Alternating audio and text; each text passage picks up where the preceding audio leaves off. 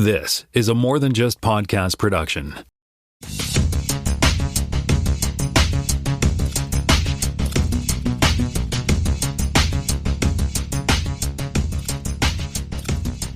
Welcome to this podcast, Season 4, Episode 43. My name is Timothy. I'm in Toronto, Ontario. I'm watching the Leaf game, and I'm also joined by Jonathan Kuline in Mississauga, Ontario. Who is also watching the Leaf game. Go Leafs, go! And we also have Jaime Lopez Jr. on the line in Seattle, Washington. How's it going? Who's not watching the Leaf game. It's going Leaf going. Going Leaf going. Haven't seen a score. Oh, look, they just bumped the goalie. Alrighty, let's try and concentrate on this this episode here. So, we'll start off with some fact check. I mentioned Mabel. Is this Mabel? No, Majel. I know, but this is spell check, right? Majel Barrett, as I mentioned last week, was the computer voice on one of the Star Treks I mentioned, but in fact, I just wanted to correct and say that she, in case people are throwing their phones out the window, she was also the computer voice on the original series, the animated series, TNG, movies. She also was the voice in the most of the movies, the Star Trek movies, as well. I mean, the original cast movies, and I assume Deep Space Nine, or sorry, not Deep Space Nine, the TNG movies.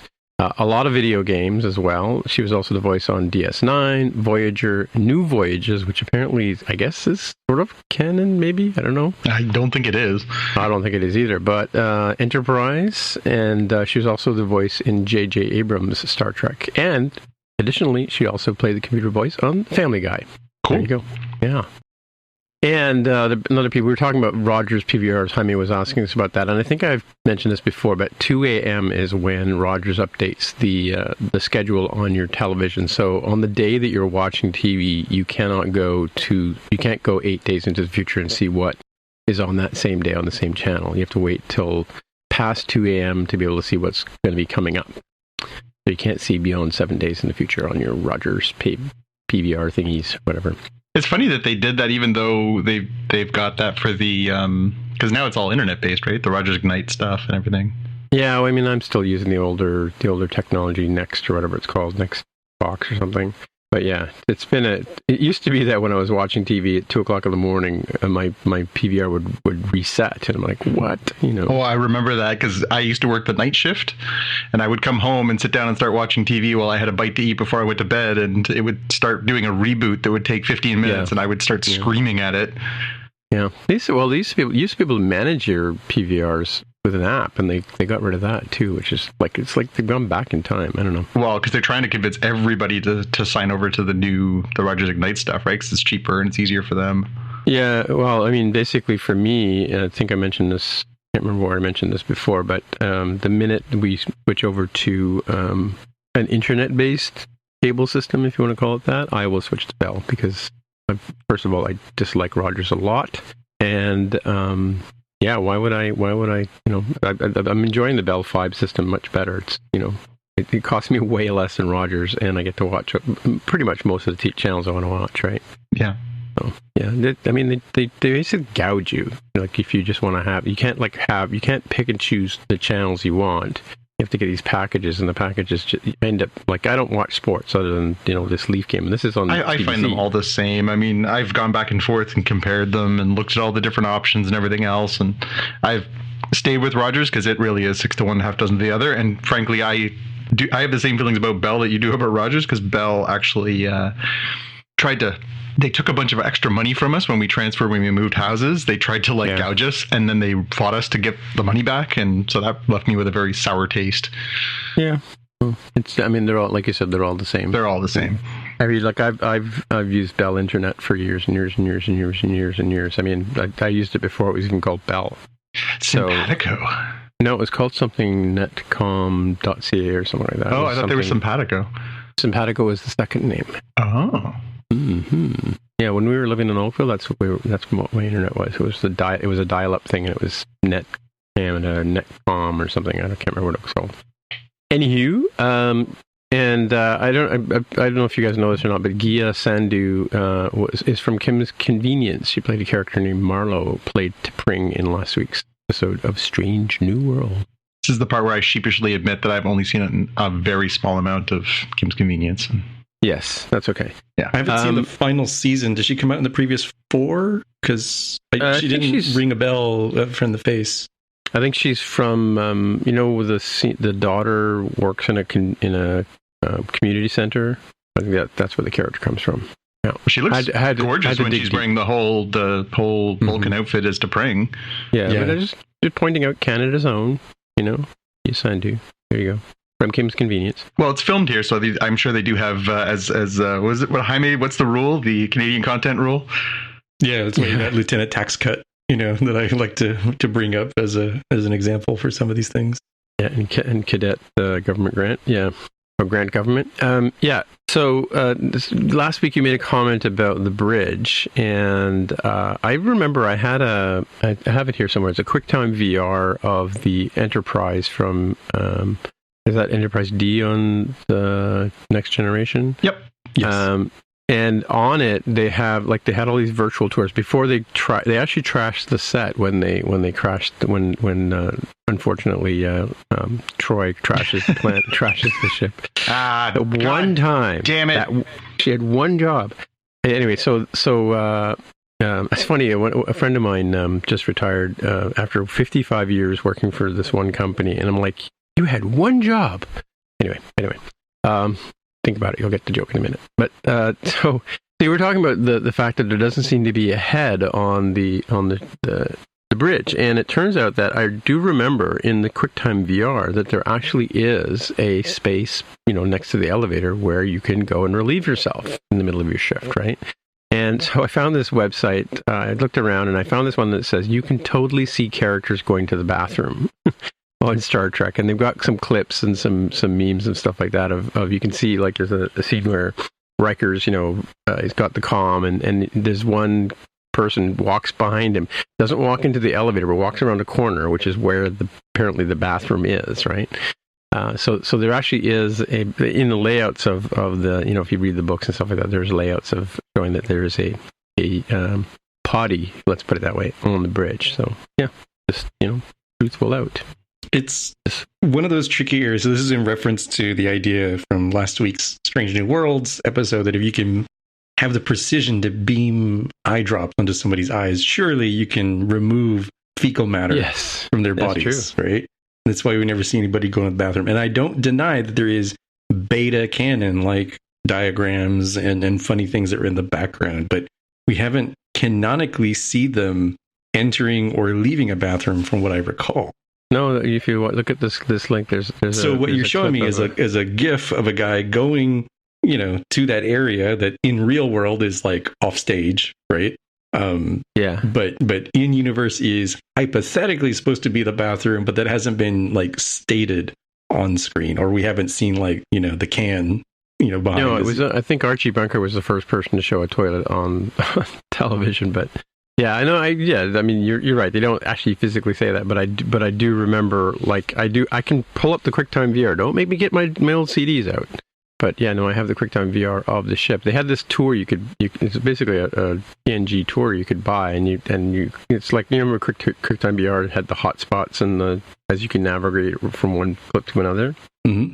I don't know if you've ever done that. It's like a map. You could like Quick View, like Street View does. You know how Street View has those little circles? You can click on them and navigate to a different part of the stream or the captures that Google does. Right?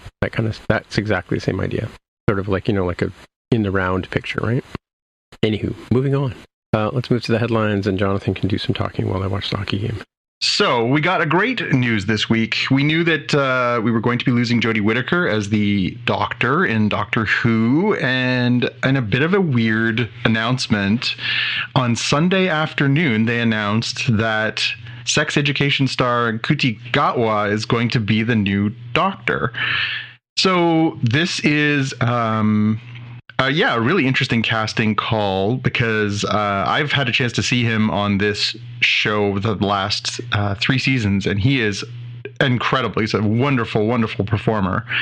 Scottish actor. He was born in Rwanda, and he's incredible on that show, and I love him, and I can't wait to see what he's going to do as the Doctor. He is obviously African, and he is they're saying he's the second black actor to play the Doctor, following Joe Martin. Of course, Joe Martin was the fugitive Doctor in the episode from last season. Interesting though, like interesting casting. I know, it was an interesting speculation as to what they were going to do, because they had broken new ground by having a female Doctor for the first time, and obviously, your mileage may vary. Some people really enjoyed Jodie Whittaker. Some people didn't like it as much. Personally, I thought she was fine. I'm excited to see what they do with this. The other thing that's worth mentioning about Nguthi is he's also openly gay. And I'm wondering if he would be playing the character as that, or if he'll be, portraying him in a different way. So I think that it adds all kinds of interesting new wrinkles to the way that the storytelling they can do with Doctor Who. So, yeah, what do you guys think? I think it's good. I think sometimes though the Doctor should be ambiguous in that sense. Like I know that sometimes the companions kind of fall around him. I think with Christopher Eccleston and Billy Piper there was a thing going on, right? Mm-hmm. A vibe. But I mean, like with Peter Capaldi, there were a lot of, and maybe a little bit with Amy Pond and Matt Smith, but then she eventually marries somebody else. Well, right? David Tennant and Billy Piper was massive, right? Like that was a clear. Yeah, that's true. They were clearly in love to the point where that was how they had to resolve that storyline, right? I don't remember how they resolved that. Oh, because they basically split a duplicate, right? So she got to live with the duplicate forever, and the Doctor got to go off. Oh, I see. But generally speaking, like the Doctor has always sort of been an older person initially in the initial Doctors, right? More of a professor type person, and there was the sort of the vibe between Yaz and the Doctor, Jodie Whittaker's Doctor, and I've forgotten his name now. The man from Liverpudlian comedian dude was sort of trying to tell the Doctor and Yaz tell the Doctor in the last episode, like, do you not see that Yaz is like, in love with you, sort of thing? And Jodie's like, what are you talking about? But that was in the last. I don't know if you saw the last couple of shows, but you mean Dan? Is it Dan? Dan, thank you. Yes. It's kind of like the Doctor's sort of this, teacher, professor, mentor kind of character, right? And I think that, admittedly, yeah, you're right. There was sexual tension in the previous Doctors, but in the original show, there really, really wasn't. I mean, the companions often question the Doctors, about things, and the Doctors were always sort of like senior, like more sort of wizened advisor sort of roles, right? So. Yeah. No, I think you're right, though. I think as somebody who has the ability to transform race and prescribe gender and all those different things, to me it makes perfect sense that they would be pansexual, right? Yeah, and we're going to talk about... Or asexual, either one or the other. I mean, they could be completely apathetic after thousands of years. Yeah, we're going to talk about some what I thought was surprising anatomy that was displayed in today's episode of Star Trek, but we'll talk about it. Yeah. How about you, Jaime? What do you think about this casting? I'm not familiar with the actor. I'm, amused because I kind of knew that the internet would slowly sort of understand what's happening, and I think I cheekily said, like, good news, misogynist, the next Doctor Who is a man. And it's like, wait for it until they see the color thing, and I was not aware of the openly gay thing. I'm like, I'm sure they're having a field day with us on the interwebs as to why this is not in spirit of a character who clearly changes bodies many times as sort of a central basic idea of the character. Why does it always need to be a straight white dude is my question to those fans. True. Yeah. I mean, well, and we had 2 female Doctors in a couple of episodes this year too, right? So yep. On the same shows, right? And that's not to say like the Alex Kingston character too technically was sort of a Doctor too, right? Wasn't? Yep. Yeah, she had the powers for a bit. Yep. Yeah. It's one of those how many episodes of the original series of Star Trek are there debates. People will dig their heels in about what the right number is. It's the same thing with who is technically the first female doctor, who is technically the what is the total technical number of doctors because of all the different iterations. And again, pedants will out, right? Yeah, even John Hurt, who was the War in Doctor, special, but the War Doctor wasn't really a doctor, but he was a doctor. Blah blah blah. And then there's, even Peter Cushing was a doctor at one point, right? Yeah, it really is just in the eye of the beholder, and above all, calm down. It's a TV show. Yes, that's true. All right. Yeah, this one made me very sad. So I had mentioned earlier this year that the legendary comic book artist George Perez had been diagnosed with terminal pancreatic cancer, and he had declined treatment. He preferred to have his life come to a close without any treatments to try and extend it. And unfortunately, this week he passed away. He died last Friday with his family at his side. I was lucky enough to have met and interviewed him and shared some time with him. He was an absolute gentleman. He was so kind, so warm, so gracious. For somebody who had accomplished so much, he was one of the truest gentlemen, and truly a gentleman. He was just so kind and so appreciative of the love that everyone had for his work and for him. And not an ill word has been said, obviously, in the wake of his death. And just a little recap for those of you who aren't as familiar, but he was one of the absolute star artists for decades. He started in the 1970s. He was one of the stars of the 1980s, working on books like Fantastic Four, working on the Avengers, working on, New Teen Titans, Superman, Wonder Woman. He in the mid 1980s, he basically rewrote Wonder Woman to modernize the character, and was an incredible run. Crisis on Infinite Earths, one of the most legendary crossover stories of all time. He impacted work across so much, and just beyond talent, just an incredibly just a spanning career, just an absolutely spanning career. Again, this one sucks. It sucks so hard. I'm glad that he had this time near the end of his life where we could all send our notes and we could all, come together and unite in our love of him and his work.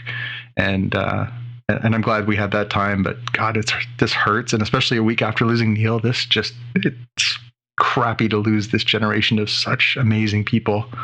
Yeah, looking at some of the art that he's done, I think the one that sticks out to me that I know he did the issue, I'm guessing he probably did the cover too, is the Crisis on Infinite Earths with Superman holding Supergirl. Yep. Yeah.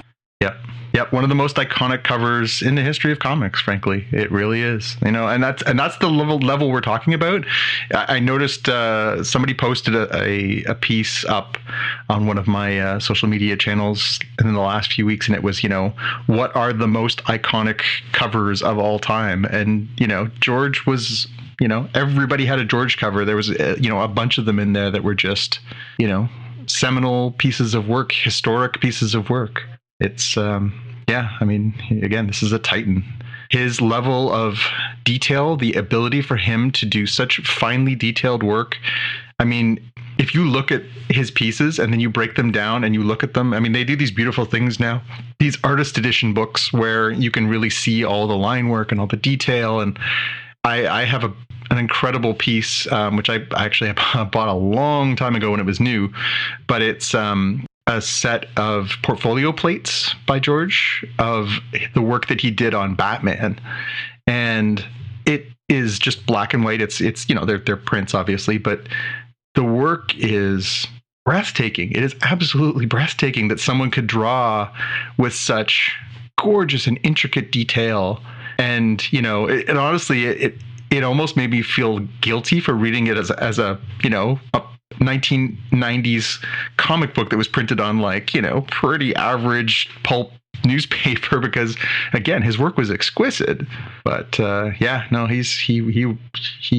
was every bit what he seemed to be, an absolute legend, and he will be missed greatly.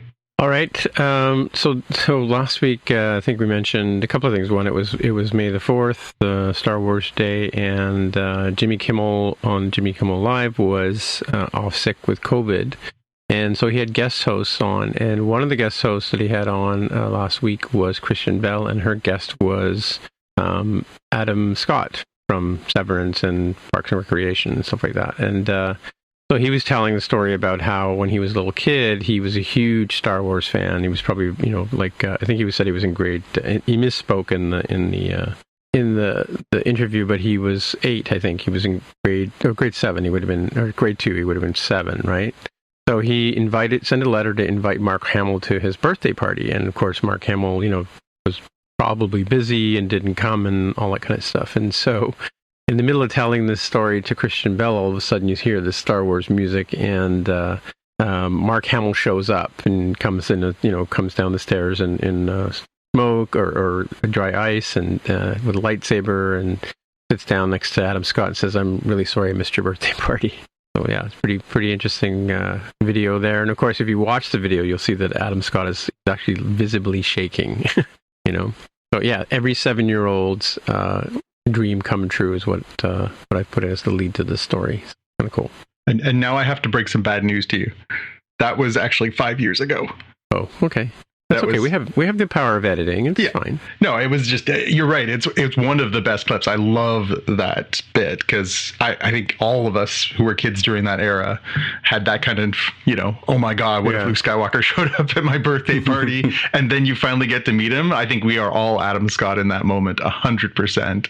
Yeah. But, well, I think, I guess it was just posted, it was posted on the day, right? So why Jimmy Kimmel's team would do that? Because I guess it's just such a memorable Star Wars fan moment, right? It is one of the moments that just rings true for so many of us. My goodness, to have your hero just surprise you like that. What a moment! Yeah, I thought I had seen it before, but it did because it did ring a bell. But I mean, I just thought it was interesting. And I remember Christian Bell I think it might have been when Jimmy Kimmel's son was sick when she was substituting for him, right? Yeah, you might be right. Yeah. Yeah. Well, and his son is 7 now. Or 5 or whatever. Yeah. There you go. Cool. All right. Well, yeah, we have a trio of trailers to talk about. We've got Avatar 2, The Avataring. We've got Westworld, and we've got The Orville New Horizons. So, maybe we can get everybody's thoughts on these ones. My initial thoughts on Avatar were I did not care at all when I saw it on my computer. And it was not until last night when we saw it for the fans. Tim and I and our number one fan went to see Doctor Strange and the Multiverse of Madness last night, and they showed the Avatar in 3D. Yeah, the Avatar 2 trailer in 3D on an IMAX screen, and it was at that point where I was like, "Oh, now I remember. This is actually awesome." Mm. So I'll be curious, particularly you, Jaime, because obviously you wouldn't have had that experience yet. What did you make of this? Did you get in any way a good feeling when you saw this? Did you care at all? I mean, it's a teaser trailer. It has no substance. It's just people's faces, right? Yeah, watching on my, what did I see it on my iPad, I think? It seemed fine and serviceable. And I think what you're describing is not surprising, given we talked about, the original Avatar was just an amazing experience in the theater in 3D. And when I watch it, on TBS or Disney Plus or something, I'm like, it's a nice thing to have in the background, but I don't need to pay attention to it. So it sounds like I need to make an effort to see this in the theater in 3D is what I'm hearing. Well, so that's an interesting point because, yeah, you're right. I watched the original Avatar movie on regular TV a few times, just not, again, it comes on, you watch it for a few minutes and then you flip away kind of thing. Or I don't think I ever watched the entire story. But And I hadn't seen. I saw the IMAX 3D version of this first, and then I watched it again this afternoon. And it's from a artistic rendering, 3D, computerized, computer generated rendering. It's a very nice looking movie. I mean, like it's got, it's very visually stunning, and I'm talking about the 2D version, right? So taking from the perspective that I had seen it in 3D, it is compelling in 3D, right? I mean, don't get me wrong, it did look amazing, like, especially the part where the scene where the girl's swimming underwater, or you see the water scenes and them flying slightly above. That effect works really, really well, and they do the gratuitous, vines, foreshortened away from you as the camera pans and that kind of stuff. So they do the sort of, throwing stuff at the audience kind of effects. But what I remember about the actual Avatar movie, and so comparing this, again, amazingly huge IMAX projection, and we had good seats in the center of the screen. It was amazing, right, to see it in 3D. But what I remember about seeing the movie in the first movie in the theater is a couple of things. One is that, first of all, I was not sitting dead center. I was sitting off to the side because, I got into the screening room late. But for me, the scene that was the first one that kind of was the jaw-dropping thing was the scene where they're going through the forest and the sun's going down, right? And he starts to light flares so he can see where he's going, and she knocks the flare out of his hand and says, "No, don't do that," right? And as soon as they extinguish the flare, you see that the plants are all luminescent and they all light up at night, right? Kind of thing. And when that scene happens, that's when the whole movie, it's like the scene in Wizard of Oz when Dorothy wakes up in Oz for the first time and you switch from black and white to color. It's that much of a difference, right? The other scene that was really compelling about the first movie was when they burn the tree and all the ash from the tree is coming down like big giant snowflakes, right? I remember sitting in the theater on an angle looking at this thing and actually having the sensation that those pieces of ash were actually falling on us in the audience, right? To the point where I looked over at the edge of the screen to see that, that's where the effect broke, because obviously they weren't falling out of the screen. But when you were looking at the movie, it was that deep and that much of an effect. So to be honest with you, I don't know that trailer sold me in that same way that the original 3D experience happened. I mean, and it could also be that I think because it's James Cameron and because he pulls out all the stops, right, on movies that he does, I think they paid special attention to how the 3D effects works in the original Avatar movie, and we've seen so many 3D movies now, and like the Doctor Strange movie we also saw Spider-Man in 3D. Those are probably the best two 3D movies I've seen in a long time, right? Because 3D doesn't always work, right?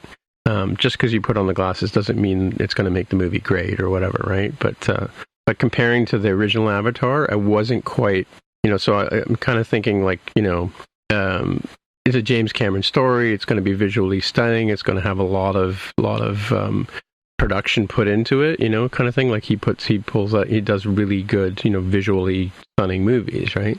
But I don't know that. I mean, it was okay, but I mean, I think you could live without seeing it in the theaters. Not as, I mean, like it was akin to Star Wars: A New Hope or The Matrix in the theater, compared like in terms of how much it moved the craft forward, right?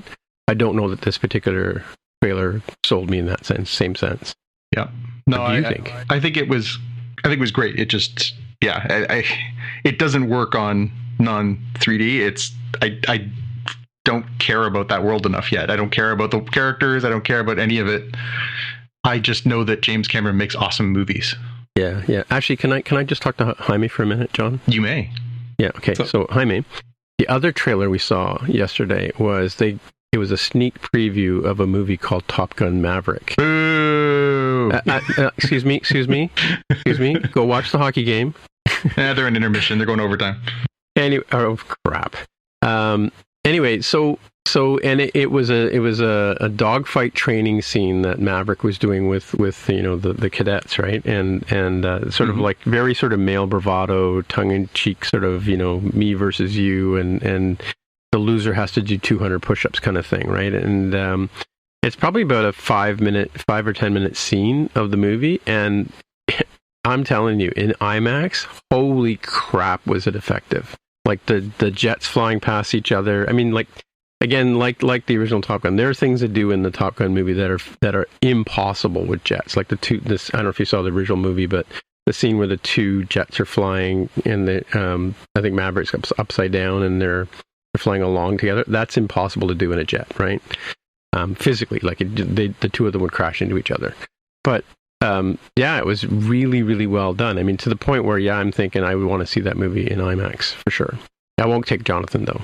Sounds like a good one to see there, because the trailers have got me pretty hyped, and I'm just watching them on my normal TV or iPad. Oh no, in IMAX with the turn the volume down, please. Like it was like loud, and so when those jets boom past each other. The other thing too is, which I think is kind of really amazing, and say what you will about Tom Cruise. I mean, the fact that he's actually sitting in an actual jet as they're pulling these G's, and he's acting. I mean, like he's staying in character and all that kind of stuff. I'd be going, holy shit, pass me the barf bag, I guess no, I wouldn't say that on a podcast, would I? I was going to say, or you might want to bleep that one. Yeah. Sorry, Harvey. Back to this Avatar trailer, I paid attention to the very end where they show the fonts because I remember the Saturday Night Live sketch about the papyrus font, the original Avatar font. And so I included a link in the show notes for those of you transporting it home to the SNL skit with Ryan Gosling. It's great. It's fine. And I noticed they changed the Avatar logo font and apparently had retroactively changed it on Disney Plus for the past couple of years. Oh, really? So. Like you mean to get away from the papyrus look or whatever? Yeah. I love the SNL skit. We'll have it in the show notes. I love it wasn't enough of a change that they made. And Ryan Gosling just chewing up the scenery. Cool. All right. And the Westworld Trainer, is this a movie or is this the TV show, Jonathan? Yeah, no, this is the next season of Westworld on HBO. Oh, I still haven't finished season 3 yet. Well, you might want to get on that, because coming soon to a television near you, you will get the premiere of season 4 of Westworld. June 26th is the date that we now have. And this trailer, again, in typical Westworld trailer fashion, is pretty obtuse. It's hard to really pick a lot of understanding out of it. But I mean, it as always, it looks beautiful. A lot of familiar faces.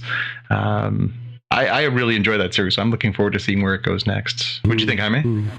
Yeah, seemed like an interesting teaser. It certainly teases, right? Just to that point there. I'm definitely going to have to watch those recap. Somebody's got like a half-hour recap of the previous season of whatever show you're looking for on YouTube, because it's been a minute since I've seen season 3, so I don't recall precisely where everybody was at, right? Like when you see some of the characters in the trailer, I'm like, I kind of remember what happened to them, but like, is that last season? Is that the season before? Was it this person or that person? And there's a lot of persons who could be other persons going on. So I gotta remind myself.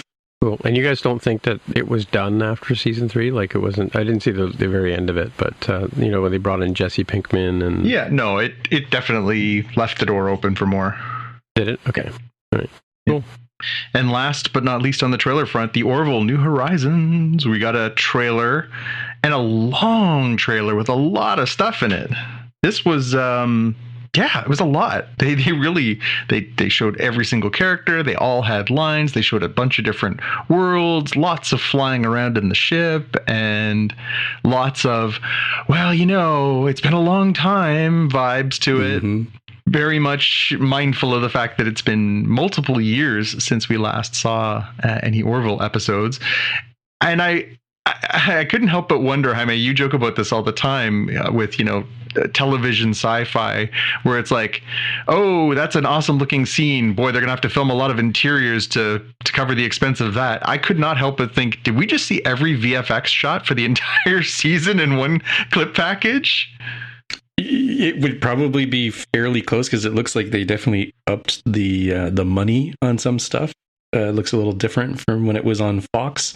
And I mean, think about like the Picard trailers that we saw for season 2. Didn't we see pretty much every pew pew pew shot at the very least in the trailers? I'm guessing we did. If not literally, we saw every scene, I think.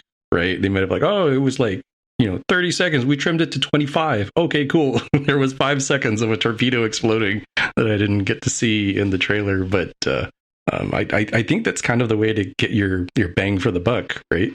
Yeah, and it did seem to be more serious than the show. I think the show was very tongue firmly planted in cheek before, right? But it did sort of have a serious vibe to it, like almost like they want to win the more serious sci-fi fans over, trying to get them to watch the show if they haven't watched it already. You're right. It did definitely seem that they stepped up the budget and like the effects were much tighter. My question was, I thought in the end of the last season that Isaac, when he went home and his whole race tried to take over, I thought that as a character he would be done, but he's back in this show, right? Yeah, if you'll recall, he ends up getting sort of ostracized from his people in that part of that storyline, right? And it looks from the trailer you've got here that he's not well liked by everyone on the Orville, because they show him with like murderer or something written on vandalized in his room, presumably. Yeah. I found myself thinking about this, and it's funny because kind of we have to put ourselves back to the beginning of this podcast a little bit and put ourselves in that mindset. So if you'll recall, at that point we had Discovery, which had just started, Star Trek Discovery, and we had the Orville. And there was this kind of conversation that was happening, especially on chat boards, fan boards, social media, where people were saying, well, I think the Orville is more Trek-like than Discovery is. Discovery is too edgy. It's too dark. It's not as hopeful as I like my Trek. I prefer the Orville. And that was a conversation that lasted for a little while. And then, of course, the Discovery seasons have just kept on coming, and Orville's been in limbo. And in the time in between, we've also ended up with, more Trek. We got, Picard, we got, Lower Decks. And now we've got Strange New Worlds. And Strange New Worlds is very much like the vintage Trek that people seem to be longing for, that, let's science stuff, let's explore, let's meet strange, new races and solve problems. And it made me think, has this gap just left the door too far open for Star Trek to find a niche that works? And like, where is Orville's lane anymore? It's a good question, because when you go through the internet fan boards, as I tend to do, if you're like me, who's fairly open and understanding of what would qualify as Trek, I can understand why people would not like how different Picard and Discovery are from everything else that came before, and that they're very much driven by the primary characters of Michael Burnham and Jean-Luc Picard, right? Like everybody else is a secondary character. And they're much more dramatic. They're much more heavily serialized. And I think that there are folks who are missing out by not giving Lower Decks and Prodigy a chance. And I think it's because they're animated. So whether people pay attention to the content or not, it's like, that's for kids. Right. And I would make a very strong bar arguments with somebody over like how deep and dark and crazy Prodigy is underneath the veneer of, McDonald's kids' meal toys. But I do think that Strange New Worlds probably scratches the itch that people have wanted. If you wanted something that is kind of like, the way you think that TNG was, but actually what you're thinking of is Deep Space Nine, right? Like it's got that sort of level of like a whole lot fresher, lighter, bit of a darker edge when it comes to what I presume to be the story arc for Captain Pike this whole season. But each episode is like fun. It's bright.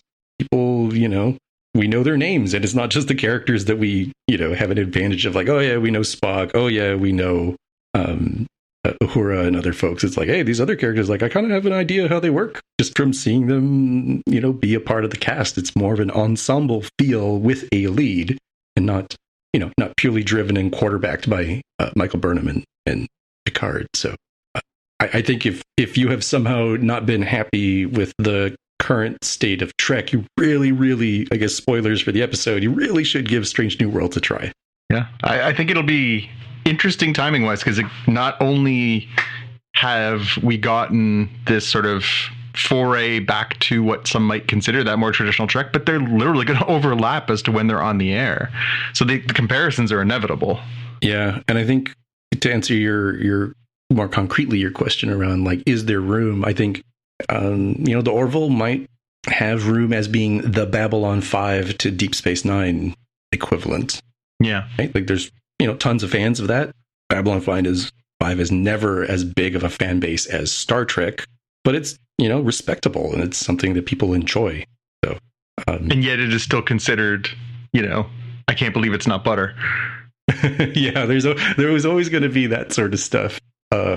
My salty take on Doctor Who, for example, as somebody who was very much a newbie until this very show, I'm like, I kind of think Doctor Who only became a thing in the US because Star Trek was off the air for like a decade. Yeah. And people needed something to fill the space, and they say, "Oh, what's this strange British thing? All right, that sounds cool. Let's watch it now." I literally never heard of Doctor Who prior to like Enterprise going off the air. It wasn't even on my radar. Yeah. Well, and to be fair, it's smart. It's smart if see a need, fill a need, right? If you see that there's a gap in the marketplace, fill it. Mm-hmm, mm-hmm. Well, I guess we'll figure it out once we get that show dropping. It's, I think, the first week of June, so pretty soon we'll see what they bring us. All right, and the last thing we've got for the news this week is we are back to the CW. We talked about how CW was sort of shuffling the decks. They canceled a couple of the DC shows, and there was sort of that speculation of what's going to happen next. What are they keeping? What are they losing?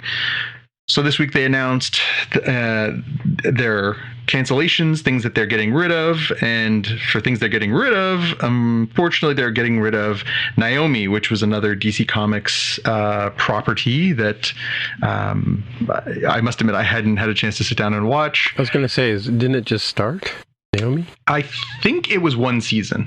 I think it was just one season.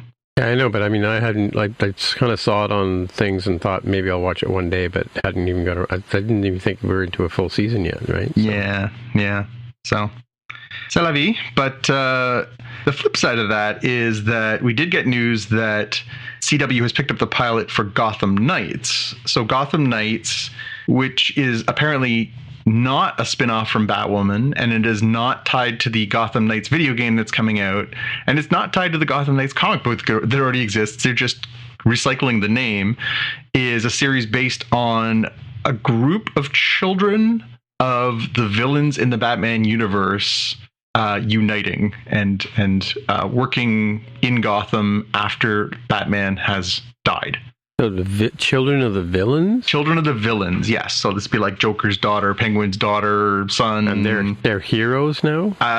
Or anti-heroes. I guess you have to sort of decide how you want to interpret that. But yes. Right. Okay. That is the premise of Gotham Knights. So for those scoring at home right now, we've got a renewal for The Flash, although again, speculation is this might be the last and or a shortened season. And we've also gotten renewal for the Superman and Lois series. Now the question is, will they make an announcement about Stargirl? So Stargirl still hasn't aired its most recent season. There's speculation they're going to wait until they see the response to that before they decide whether they're going to extend it. So including those three and adding Gotham Knights, we're at 4. And it's strange because we talked about like possibly that they're clearing the decks for HBO to sort of be the go-to place for your DC entertainment. But if they're picking up Gotham Knights, that's kind of a weird and interesting development. So although objectively it sounds terrible, so we'll see. I don't fully get it because when I was reading the article that you had linked, I was like, oh, okay. So, previous revenue driven by promotion with Netflix of like, take our scripted series, stream them on the service. Not going to do that because, Warner Brothers, Paramount want to stream on their respective platforms, HBO Max and Paramount Plus. I'm like, oh, okay, so CW is caught in the middle, right? And this is somebody clearing the decks and saying, what the heck is our channel? I don't know that this expensive, cape stuff is stuff we should do. We should do stuff that's cheaper, like Riverdale, right? I was like, okay. And then you said Gotham Knights. I'm like, what? What are you doing? Why would you do that? What is your strategy here? Because your channel is very strange. Like this says like, oh yeah, besides Gotham Knights, they've got this prequel to Walker, which Walker is a reboot of the Chuck Norris Walker Texas Ranger. I'm like, what exactly is your plan here? It's such a weird channel. I can't figure out what's happening business wise and what that means for people who are fans of the properties that they've apparently decided to pick up. No idea. I guess I'll see what happens as they keep playing games with season 2 of Superman and Lois and go on these weird hiatus breaks in the middle of I think they've had like 3 episodes in a row before taking a break. It really does. It does make you think hard about the idea of these kinds of stories being told on network television now. It really does. We're so spoiled by the Disney Pluses, the Netflix, all of these different opportunities that are the different venues for these shows. It really does become a frustration to have the commercials and to have the it's on one week, it's not on the next week. Oh, your PVR wasn't listed as new, so you missed an episode. Like it's so much. It really does kind of spoil the experience a little bit. It's a very different thing because like I've joked a lot on this show that you've got the CW effect of like every time Supergirl does something super, like 5 times as many minutes need to be spent on like her emotional problems with her sister or boyfriend or something, right? Because like that's cheap and that fits in CW's wheelhouse, right?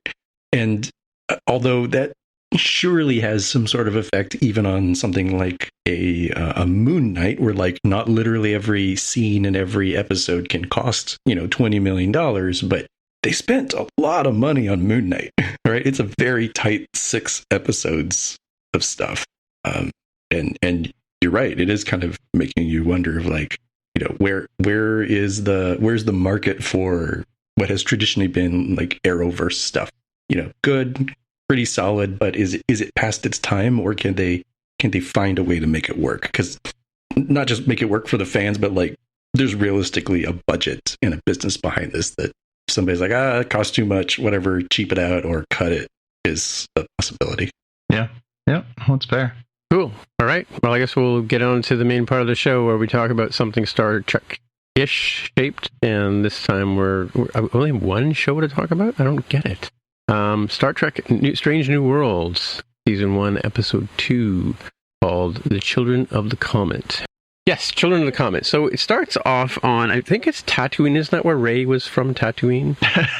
Because the music in the beginning is exactly Rey's the same. From Jakku. So we starts off on the planet Jakku because you hear the theme, Rey's theme, sort of playing there in the background. Well, okay, it wasn't really Rey's theme. It was as close to Rey's theme as the new theme song is to Alexander Courage's original thing. So anyway, but it wasn't really that. Turned out, we hear Uhura's voice saying, Cadets Log 2912 Mark IV, and she describes that they're currently in the Persephone system and they're studying the comet C2260 Quentin as it's traveling towards a planet which inhabited by some primitive peoples.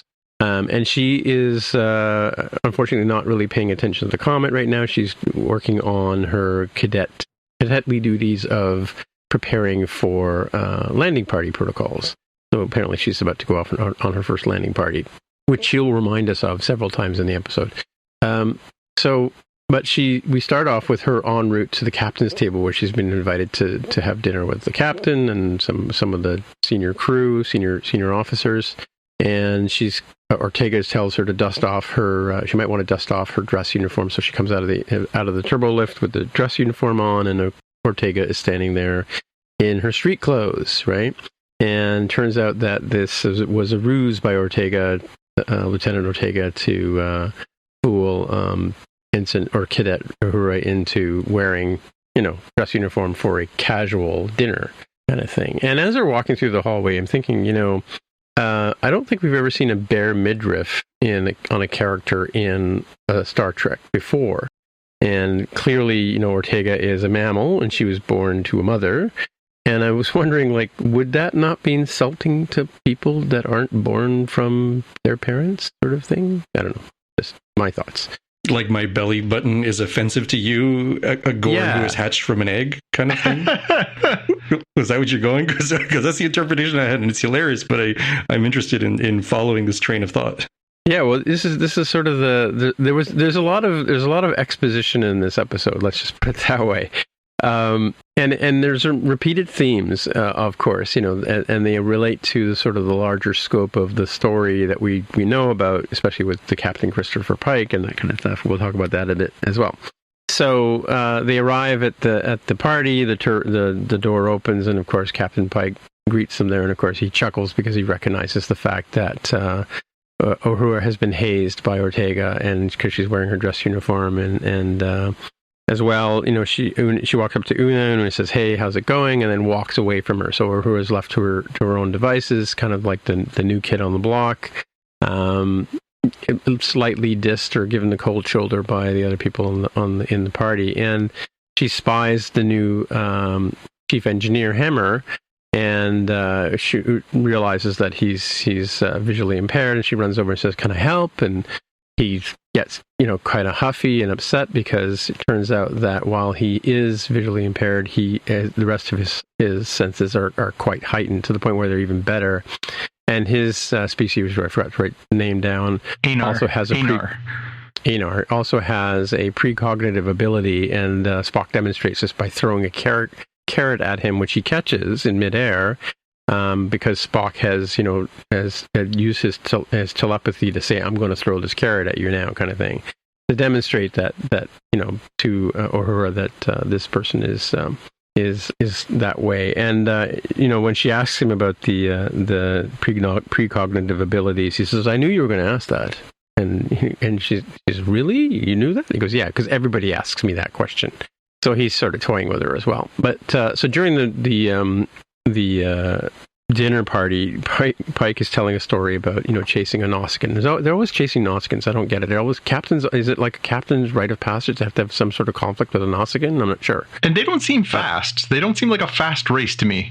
They're big, huge. strong. Have you seen them? But big and strong. They don't strike me as fast. Yeah, I do think they fit into that. I'm pretty sure I could run down Chewbacca sort of thing. I wouldn't want to, and I would surely not enjoy the outcome, but I'm pretty sure I could beat him in a foot race, So in perspective of the story, we've spent far too much time on this already.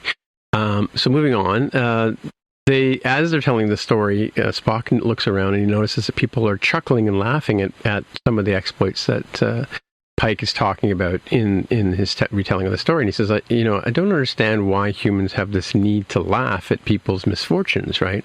And of course, Captain says, "Well, sometimes things go so badly that you have to laugh," which I think is going to be the new saying on Strange New Worlds. I have a bad feeling about this, because you'll hear this one again.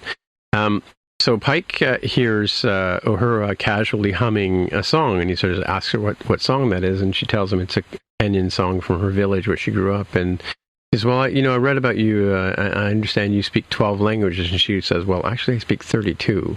And he goes, "Well, how did that happen?" She goes, "I just wanted to communicate with the people in my area, and I just learned them. For her, came naturally, right?" And then he says, "So tell me, where do you expect to be in 10 years?" And he kind of stutters on the 10, because obviously we know what happens, or we're meant to know what's going to happen to him in 10 years. And she sort of tells a story about how she doesn't really think that she's really sure. She's not really sure that she's even Starfleet, and doing virtual air quotes kind of thing. She tells a story about how her family were involved with the university at Kenya, and both her parents were killed, and her brother was killed as well. And so she was meant to go to university, and she couldn't see herself doing that because it just reminded her too much of her parents' demise, right? So she decides, she moves in with her grandmother, and her grandmother was in Starfleet, so that's how she ends up in Starfleet. So she's not really sure that this is the life for her. And Spock has an aside with her and says, the captain values honesty, and so do I. He says, but Starfleet's not easy to get into, and in fact, she had to compete against several thousand people to get there, and he kind of sort of says, if you're not here, then you should probably make way for other people that, want this more than you do, kind of thing, right? And then this is after the dinner, and after the dinner, Una sort of asks Pike about his stumble in the question. He says, "I've heard you ask that question 1,000 times, and why was this particular one more difficult?" And he's like, so bringing back the story about, we know what's going to happen to Pike, in the future, or he thinks it's the end of his life, kind of thing, and he's sort of like, living towards, or kind of keep it together as he moves towards that predestined fate for him, right? And so this whole precognition, predestination, this is a major theme in this particular episode. And later on the bridge, Spock calls the captain and says, there's a problem, and he has a sort of a graphic demonstration of the path of the comet, and it's going to crash into the planet, and in 2 days, and it's going to again, thank you very much, Mr. Autocorrect. It's not delay, it's deleb, right? Deleb? All the deleb on the planet will die. Yeah. And, Park says, or somebody says, well, maybe we can move the comet. And they kind of kick around a few ideas on how to do that with ion propulsion drives. And they finally decide that they'll use photon torpedoes. They'll fire them at the comet and have it, redirect or move the path that the comet is on, kind of thing. In Armageddon, they just split the comet into pieces, but I don't know why they couldn't do that.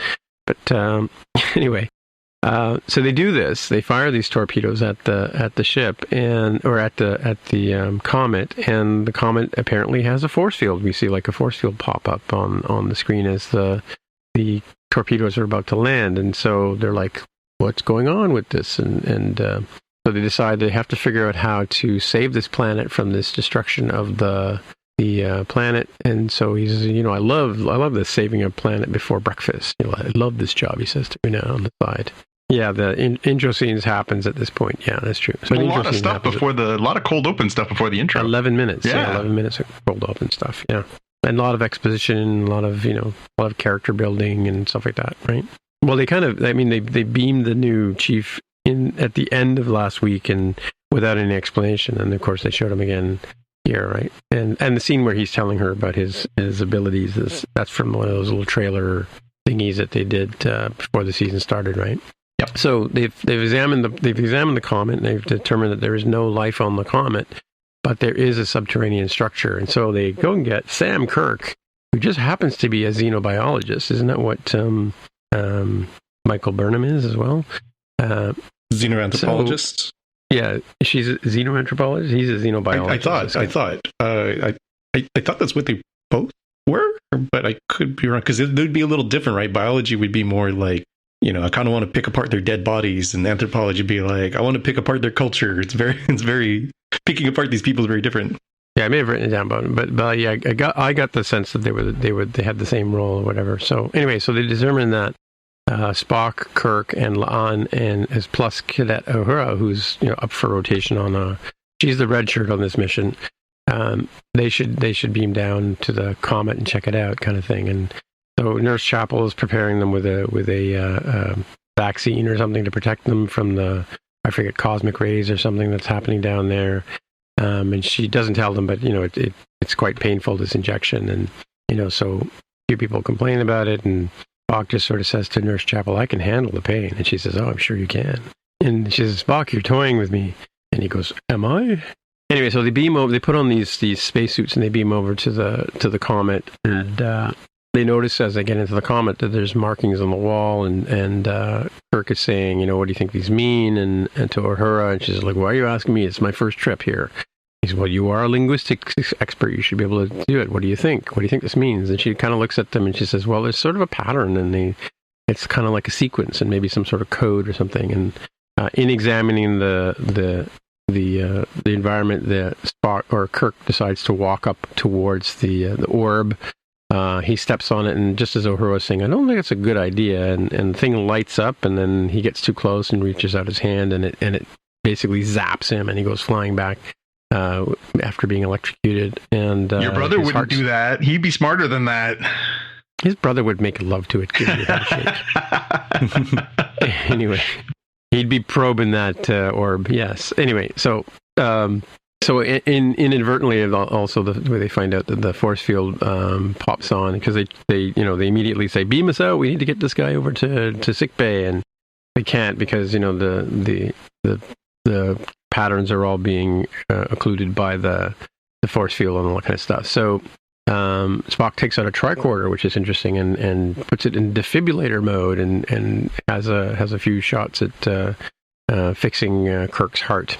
And of course, Uhura takes this opportunity to explain it once again. This is her first mission, and she's still trying to figure things out. And as she's they've stabilized Kirk, by the way, and trying to figure out what's going on with the orb. And she starts humming again, and eventually the orb starts to repeat the humming pattern that she's making, right? And she's chatting with Spock, and she mentions the fact that Nurse Chapel, about your girlfriend. He goes, well, Nurse Chapel's not my girlfriend. Well, she was clearly flirting with you, and he sort of said, I'm just trying to lighten up the situation here. Like the captain said, sometimes things go so badly you have to laugh. And Spock kind of doesn't quite raise an eyebrow, but he should learn to do that, right?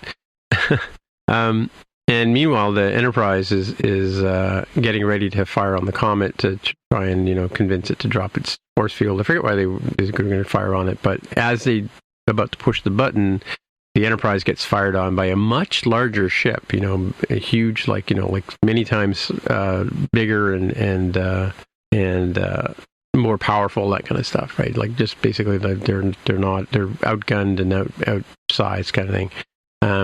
So they hail the other ship, and the man comes on, or the creature comes on and says, "We are the Shepherds," and as the Universal Translator figures out, and we're here to protect Mahanet, an ancient harbinger of life. So in other words, the comet is not, just simply a comet, and if you interfere with it anymore, we'll fire on you, and we'll destroy you, kind of thing. And and Pike is saying, well, we need to redirect it because we're trying to protect the people on this planet. And the alien says it's absurd for you to try and change the preordained path of the comet, kind of thing. And it's not a comet, as you keep referring to it. It's an instrument. Mahanet will decide what is best, and we protect the arbiters who go around and decide whether species and planets and things like that will have life or die or whatever. And Pike says, well, the Federation doesn't let people die. We don't interfere, but we don't let people die unnecessarily. And of course the alien says, or the Shepherd says, your crew has already desecrated the surface. This is blasphemy, and any more actions you do to interfere or try and rescue your crew who are now in their grave, will be seen as an act of war. Anyway, so back on the orb, Spock is trying to do another pep talk for Uhura, and really badly, and she tells him that wasn't a very good pep talk and that kind of thing, and he tries again and sort of explains to her that in spite of the fact this is her first trip out, and they need to figure out the code that's on this orb is working, how to communicate with it, so you are in fact the only person for the job. And she tells him that's a much better pep talk. And she continues with her work, and she starts humming again, and the comet kind of repeats the humming pattern that she's doing. And then Spock notices and says, and they realize that the music that she's humming is triggering the orb. And as they do that, the Enterprise also notices that Una on the Enterprise notices that the orb is repeating a pattern as well, or playing the music. And Pike listens to it and asks Siri, "Hey, what's that song here, Siri?" And Siri says, it's Uhura's song. By the way, I don't know if you guys noticed or not. I went back and listened to it again, but it almost sounds like Majel Barrett's voice, the computer. She only had the one line in this episode. The rest of the time that he talks to the computer, there's no audio response. But I don't know if you guys caught that. I wonder if they've made a Siri voice essentially with Majel Barrett's intonation, or they've hired someone who sounds a lot like her, right? Well, when you think about what they were able to do with Star Wars, the Book of Boba Fett, where they had that wasn't even Mark Hamill doing Mark Hamill dialogue. That was a computer. Oh, wasn't? No. Oh. He didn't record new dialogue. They used but he was acting though, or they had another actor. Oh, really? Yeah, no. Apparently they had a different actor, and they also for his first appearance, I guess, when he came at the end of Mandalorian, but they didn't actually use his voice. They didn't hire him. Oh, you're talking about the last Book of Boba Fett, yeah, where he goes to where Grogu's there and he's training him and talking to him. That's not Mark talking. That's a computer doing Mark's voice. Well, because there's a meme on Twitter where Rosario Dawson as Ahsoka Tano turns around, and you can see clearly, bent down on the ground there in that scene that they're in together. That's Mark Hamill. Yeah. I don't know what to tell you. At the time, they made a big deal out of the fact that wasn't him. They didn't need Mark's voice. They didn't need him to have to do it anymore. That they were using this computer program that had basically sampled him and was like spitting out dialogue in his voice, because everyone was like, I think all old actors was like, they could do anything now. Yeah, well, I've actually interviewed Susan Barrett, who was the first voice of Siri, right? And yeah, she's no longer the voice of Siri. They use different actors, but they just go in and they make all kinds of guttural noises and they turn those into actual words and stuff. So I suppose that's possible, right? Yeah, I mean, there was certainly no shortage of content that Majel Barrett did between her acting on the show and her doing the voice of the computer. And all the computer games and video games. Yeah, and stuff they like could that. absolutely exactly. take that and sample it. And if the program is right, they could, probably sample her and spit it back out that way. I think that'd be really cool if they could do that. I think it'd be a lovely way to carry on her legacy. Yeah, Tom Cruise would like that, I'm sure. There's a lot of big tech companies working on that sort of thing for their various voice assistants, Google and etc. They try to make it sound more natural. And so we're really not that far away from that scene where Commander Data impersonates Picard. He's like 174364274 Charlie 999974278. That incredibly long one, and having it sound pretty natural. I think so. Just like the deep fake kind of technology that they seem to be using to make a younger version of Mark Hamill appear on somebody else's face. It's getting pretty nutty with what's possible. Yep. Yeah. I occasionally have to edit the podcast and fix things, and I don't know if people notice or not, but I'm sure 18-year-old kids who are number one fans of the show probably do recognize, but I think in most people wouldn't notice. But yeah, you can tweak things quite a bit. Cool. Anyway, so back on the orb, Uhura starts to harmonize and asks Spock and Lahana just looks at her like, "You've got two heads." And they try to harmonize, and so Spock helps, and they almost do the theme song from Close Encounters of the Third Kind. I don't know if you guys caught that. Yeah, I was thinking that it was an homage to me because it sounded similar enough. Yeah, definitely. But they managed to get a certain frequency going, a certain harmonization going. It's a really interesting explanation of harmonics too, which I thought was cool. But and how music basically is math, and harmonics and major thirds and major fifths are just pure straightforward multiplications of particular frequency, right? But I didn't make notes on that, but I do know that for a fact. But the orb opens up, and I don't know what the purpose of it opening up, other than the fact that now it's ready to communicate with them, and so the orb starts to resonate and spit out some stuff there, right? So I figured the opening up was the equivalent of like my Amazon Echo has a little ring around it that makes a little blue ring. It's like, oh, I'm listening. I'm waiting for your command. Really? Oh, okay, yeah. I hadn't noticed that, but I do notice it does that when there's been a delivery and I haven't gone to the door or whatever. But so they start to resonate and they try different things, and Uhura manages to get the force field to drop down, and so immediately they beam the landing party off the ship, which really annoys the Shepherds who start coming towards the Enterprise and starts firing on them. And of course, they use escape pattern Archer Omega-3 to get away from them. And La'ana says, "We need to warp out and go lick our wounds and regroup because we're getting beat up by this other ship." And so Pike says to the crew, "Target the weapons and the engines. We just want to disable them for a bit." And And then they do that, and he says, because we need to figure out how to move the comet, off its current path. And then Spock sort of says, well, what if the comet moved itself, right? Like thinking, I guess now that they figured out a way to control it, maybe the comet can change its own path, right? And so Pike, in terms of trying to defend themselves, says, put us between the comet and the ship, and tells Ortega to do whatever she can to get them there. And she says, well, we'll use Ortega Gamma 1 pattern, right? And she starts flying in this really weird pattern and it goes through the tail of the comet and avoids all the chunks of ice to the point where they get close enough to the comet that the big ship stops firing on them because they don't want to damage the comet either, right? So with some friendly fire kind of thing, right?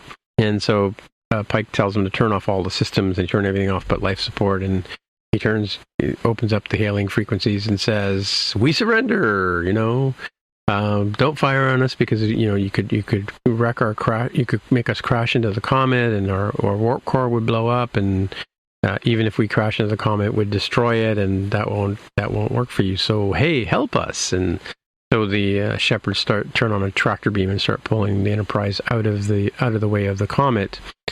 And so what they didn't know was that Spock has been sitting there in the Millennium Falcon on the side of the comet. And so he detaches and starts to fly along, and turns up the shield, overheats his shields to start melting the ice and things like that as he's flying close to the comet, and the surface of the comet starts to respond to the environmental changes he's making, and it results in the comet changing its path. But Pike's point is we didn't touch the comet, so we should be okay. Although technically, relatively speaking, and relativity and all that kind of stuff, they kind of sort of did because they touched it with heat waves. But I'm not going to go there. And then Una looks at the projections of the comet's path, and they realize that the comet is no longer going to collide with the planet. So they've managed to do what they intended to do. But as they notice that the comet is flying close to the planet, the edge of the tail of the comet touches the atmosphere and creates like an borealis kind of effect, right?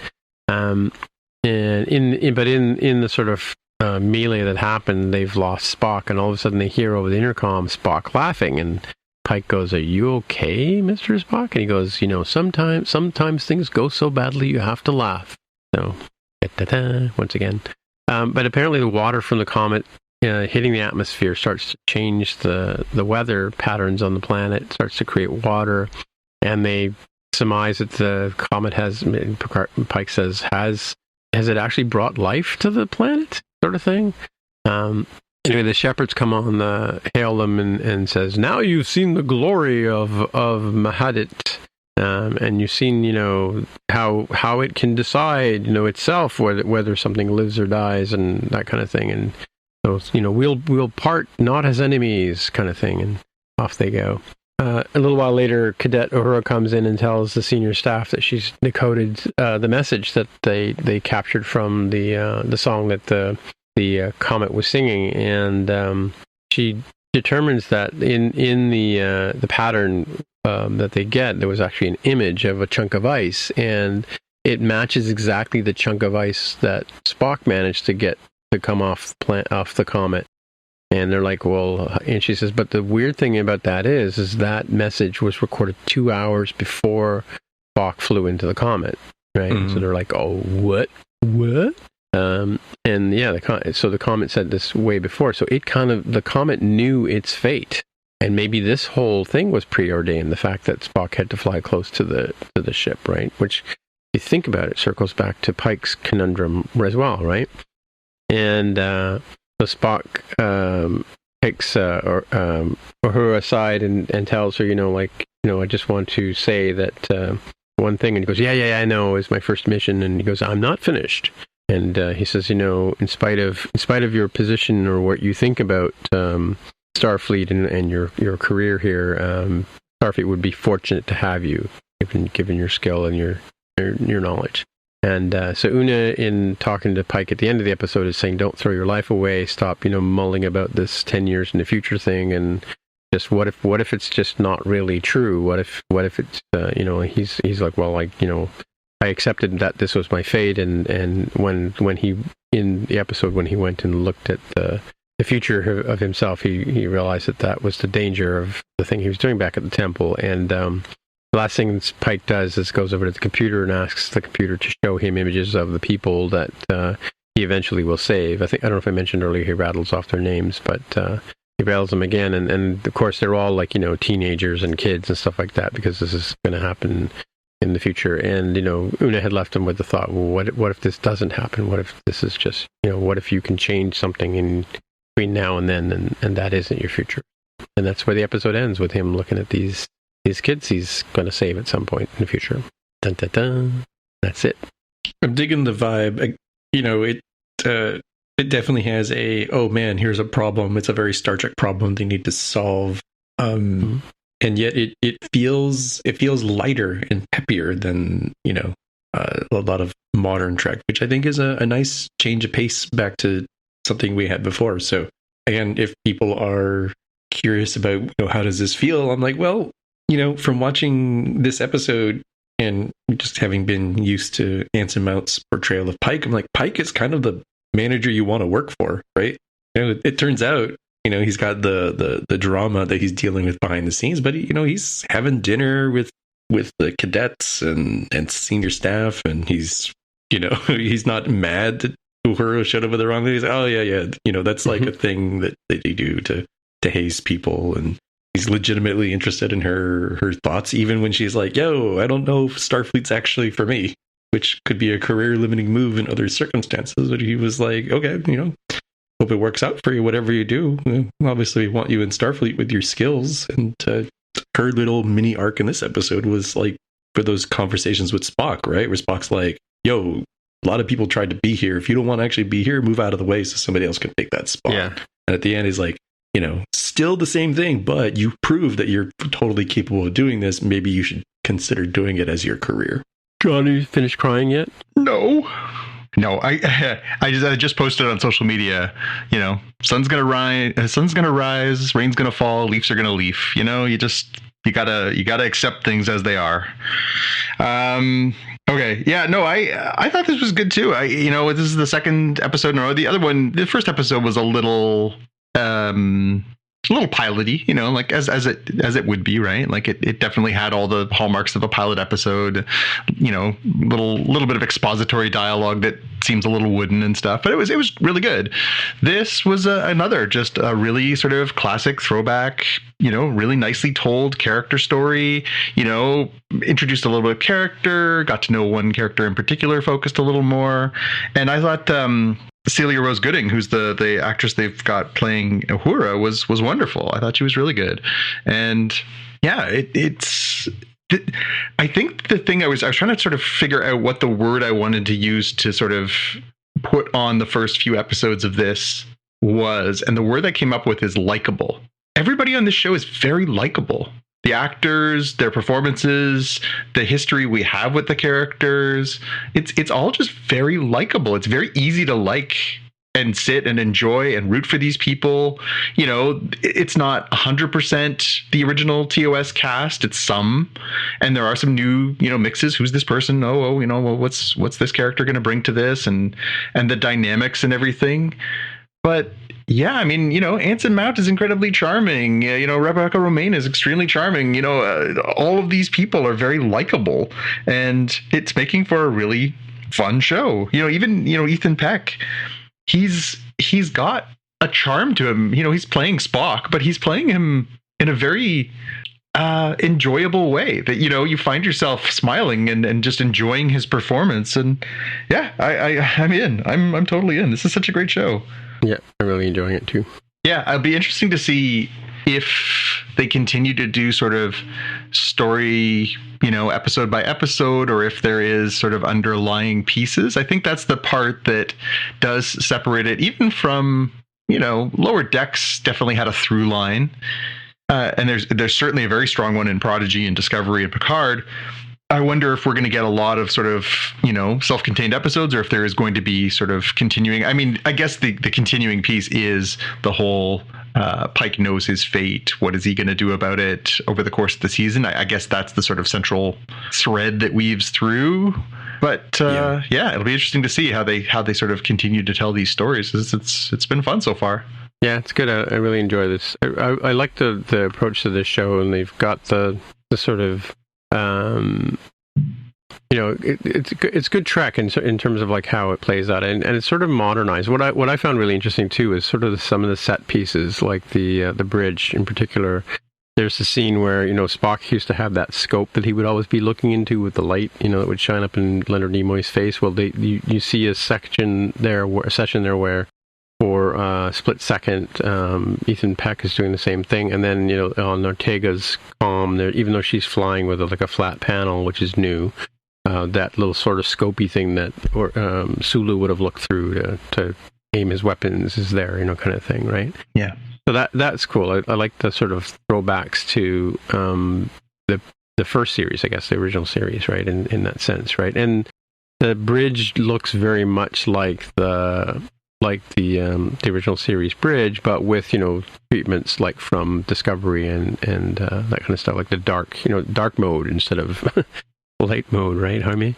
But yeah, it's pretty cool, and they've married they've taken some of the aesthetic from the movies as well to sort of modernize the look and feel of it. So it's like even, and I was knocking the theme song. It is much closer. It's like, again, it is still a bit of a near miss for me, but yeah, there's a lot of tones in the theme song itself that make it very reflective of the Alexander Courage piece in the original Star Trek. Because to me, hearing that original Star Trek theme is the same thing as hearing the blast and the beginning of Star Wars. Every like canon Star Wars movie always starts with the big Star Wars word, and then that particular John Williams theme coming back at you, right?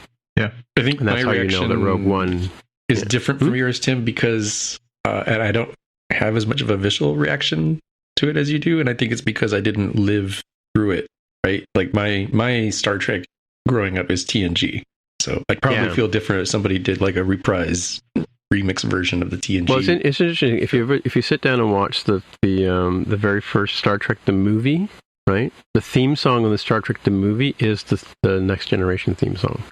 Oh yeah, which I wouldn't have seen live. That would have been like on VHS or something for me, right? Yeah. And so I can understand your perspective. I'm not saying it's wrong. It's just I didn't have that reaction to it because I was like, oh, okay. So they did some updates. They didn't do the 60s style of voices, but they added kind of a 50s-esque UFO flavor to them. God, I can't even whistle it quite because it's so high-pitched. It's actually women singing the original Star Trek. The bit at the end of the new intro where they're whistling sounds exactly like the scene from Wayne's World. Yeah, there's the scene where they're lying on the front of the Mirthmobile, and they're looking up at the sky, and they're looking AMC Pacer. That's right, the AMC Pacer. They're looking up at the sky, and they're waiting for planes to land at the Chicago airport, because that's, I don't know what you do when you're high, but that part, Garth is whistling the Star Trek theme song as they're looking up into the cosmos, and that sounds almost bang on. I couldn't help but immediately go to that just because I actually just watched Wayne's World for the first time with my son. I had seen it obviously when it came out, but he'd never seen it before, and we just watched it. So that was fresh in my mind, and when I heard the whistle, I'm like, oh my God, that's like bang on. Yeah, but by the same token, though, like it's almost like, to really fully appreciate Wayne's World, you have to have seen the Mike Myers, Dana Carvey sketches, right? That led up to that. Yeah, he enjoyed it for what it was. No, but kids today, like they wouldn't even know what cable access is, right? I mean, no, it's true. Like before YouTube, that's how you became famous. It's essentially a YouTube show, though. I think that's what resonates TikTok to them, right? Yeah, it's TikTok. Yeah. Party on. Yep. I mean, it's even funny that they had Wayne Gretzky on one episode, right? Party on, Wayne. Yeah, I always go to Madonna when I think of that special guest. Oh, really? Yeah. Do you want to play Truth or Dare, Wayne? Yeah, and it's filmed in his basement, right? His parents' basement? Yep. Cool. All right. Yeah, good show. Yep. All right, so we'll do some without ruining them for Jaime. Doctor Strange. But one thing we have to talk about though is the, you know how Conan O'Brien has that, what do you call that thing that top of the way his hair goes up, like pompadour? Oh yeah, the swoop. Yeah, Yeah, can we talk about Christopher Pike's pompadour? His awesome hair that is a thing to behold. As a hair-impaired Canadian, I wholeheartly endorse that man's hair. It is iconic. Yeah. Oh my god, I would very much love to have that head of hair. Yeah. Cool. All right. As opposed to Chandler's hair from the 80s, right? That probably, yeah. So Doctor Strange 2, we had a chance to go see Doctor Strange and the Multiverse of Madness. So, Tim, what were your impressions without getting too spoilerific and ruining it for those who haven't had a chance to see it yet? I think in perspective, though, we have to comment on the fact that we saw Everything Everywhere All at Once just before. We went to a double header. True. So we saw two interpretations of the multiverse, right, on the same night. Yep. And I gotta say, I was more convinced about the multiverse in the first movie, which is not Doctor Strange, than I was in the second one, right? Because, I mean, you know, there's been lots of, I mean, Doctor Strange does a lot of that sort of portal hopping, right? And, you know, all through every movie that he's in. And I don't know that there's a difference between the portal hopping and the multiversing kind of thing. Like from that point of view, it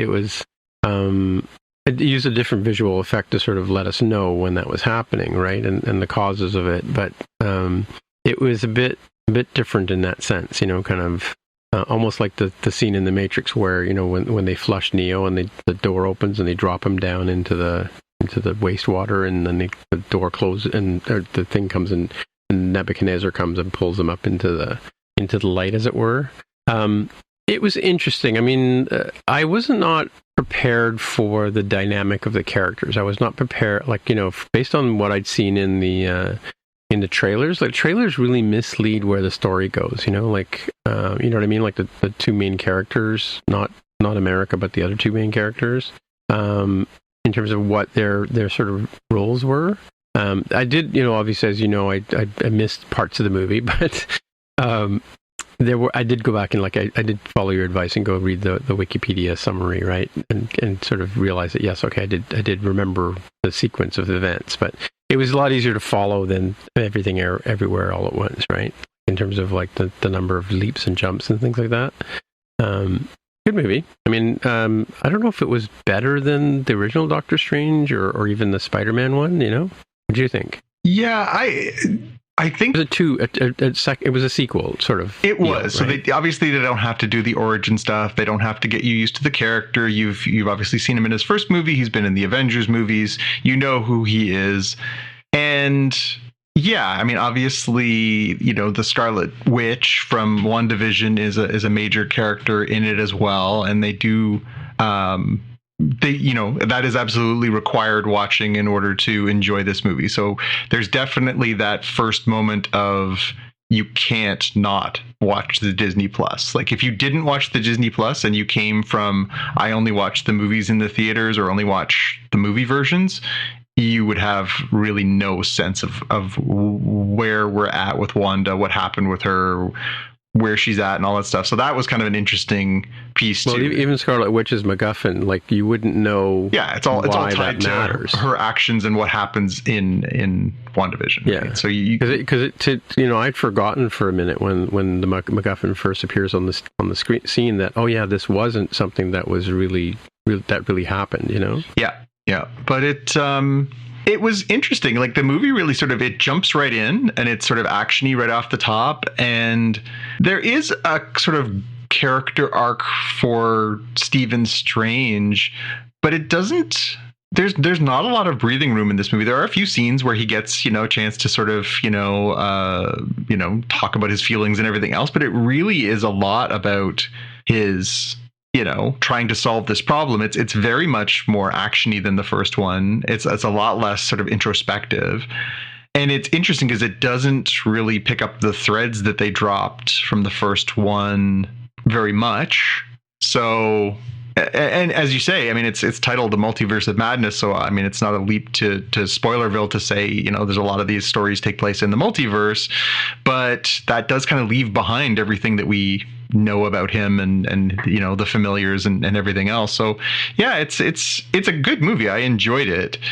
The part that I kind of struggled with was, you know, they got Sam Raimi to come and be the director. This is his first, you know, true MCU movie, although I suppose in retcon they've kind of added the original Spider-Man trilogy, which he directed, into the canon now. But, you know, his hallmark was, of course, horror, you know, Evil Dead, Army of Darkness, you know, and there are certainly moments in there that are very, very much, if you're a fan of those, there's very much moments like that. It sort of straddles this weird line between what we've come to know as MCU storytelling, and it sort of scrapes the edge of horror. I was trying to think of like how I would lay it. It's a creepy movie at times. There are certainly moments that are like creepy. I don't know that I would go as far as to say it was full on horrific. It was, you know, that there are some, you know, there's some interesting scenes in the middle, especially with you know, the characters and what happens to them. Yeah, right? But but yeah, like again, I would say, if you have the opportunity, or if your comfort level is there, it is probably a movie best seen on a big screen. The 3D, which we did see an IMAX 3D presentation, because there is the sort of jumping through gates and portals, and you know, it is sort of pretty action packed. The 3D was quite good. I did find that added, you know, sometimes 3D is just, you know, it's just there for being there, but in this case, I really felt like it added something. So that was, you know, again, if you have the opportunity, it's worth spending the money on that. But yeah, it was really good. It was enjoyable. It wasn't, I don't think I would rank it in my, you know, top. I don't think I'd rank it in my top 10. I got to be honest, of Marvel movies. But it's somewhere in the middle of the pack. It's not the worst. It's not the best, but it's, you know, it's enjoyable. And, you know, I think part of the problem is, again, it's a middle movie, right? Like, we know there's going to be more Doctor Strange. So part of it is telling you a good story, and part of it is planting seeds for the MCU, and part of it is planting seeds for more Doctor Strange stories. You're always going to feel a little wanting when you come out of those kinds of experiences. But yeah, I mean, from beginning to end, it's enjoyable. Benedict Cumberbatch is really good. Rachel McAdams is really good. There's lots of, you know, little Easter eggs and cameos and cool little tastes for fans throughout the whole thing. The young woman, I wrote it down. Jaime, help me. America Chavez is played by.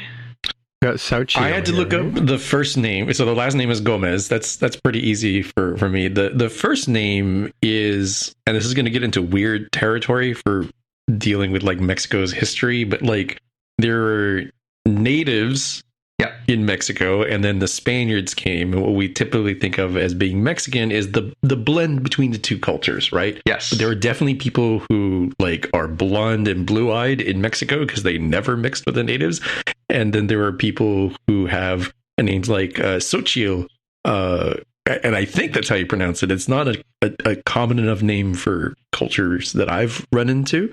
Because this is like Tenochtitlan and all the other stuff that, like, you know, Aztec, Olmec, Maya. I'm not sure their particular background, but this is definitely not a Spaniard name. Yeah. So I looked it up and I saw it as Xochitl. It's Xochitl, Gomez. She's American. She's 16 years old, and she is sort of the, you know, the beating heart of the movie. She's this young woman who is in sort of, you know, dire straits, and Doctor Strange is helping her through the movie. She has a growth arc as well, but it wasn't quite as strong as I think I would have liked. You know, like, she certainly had some moments, but she was kind of treated a little bit like an object through the whole thing, which kind of diminished a little bit her. But I mean, America Chavez, for people who are used to her from the comic books, is again an established character. She's got, you know, some affiliations and different things without getting too far into Spoilerville. But I hope that we haven't seen the last of her, and you know, I think that there's definitely enough in her performance just to grow on and hopefully see some more of her in the future. As far as Everything Everywhere All at Once, though, I thought that was exceptional. It was a little confusing just because it really starts out with a very sort of establishing train. It's actually a decently long movie. It's about 2 hours and 15 minutes.